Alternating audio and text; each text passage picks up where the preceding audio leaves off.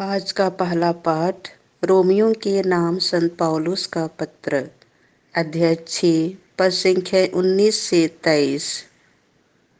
अब पाप से मुक्त होकर आप ईश्वर के दास बन गए।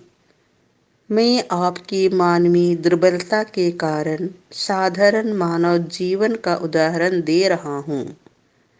आप लोगों ने जिस तरह पहले अपने शरीर को अशुद्धता और अधर्म के अधीन किया था, जिससे वह दूषित हो गया था, उसी तरह अब आपको अपने शरीर को धार्मिकता के अधीन करना चाहिए, जिससे वह पवित्र हो जाए। क्योंकि जब आप पाप के दास थे, तो धार्मिकता के नियंत्रण से मुक्त थे। उस समय आपको उन कर्मों से क्या लाभ हुआ जिसके कारण अब आपको लज्जा होती है? क्योंकि उनका परिणाम मृत्यु है। किंतु अब पाप से मुक्त होकर आप ईश्वर के दास बन गए और पवित्रता का फल उत्पन्न कर रहे हैं, जिसका परिणाम है अनंत जीवन।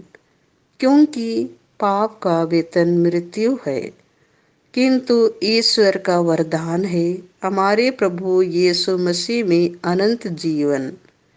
यह प्रभु की वाणी है।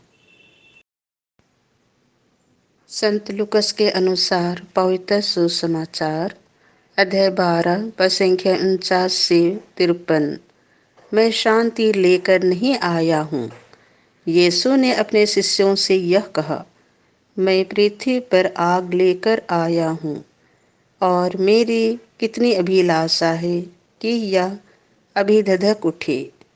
मुझे एक बपतिस्मा लेना है, और जब तक वह नहीं हो जाता, मैं कितना व्याकुल हूँ। क्या तुम लोग समझते हो कि मैं पृथ्वी पर शांति लेकर आया हूँ? मैं तुमसे कहता हूँ, ऐसा नहीं है। मैं फूट डालने आया हूँ। क्योंकि अब से यदि एक घर में 5 व्यक्ति होंगे, तो उनमें फूट होगी।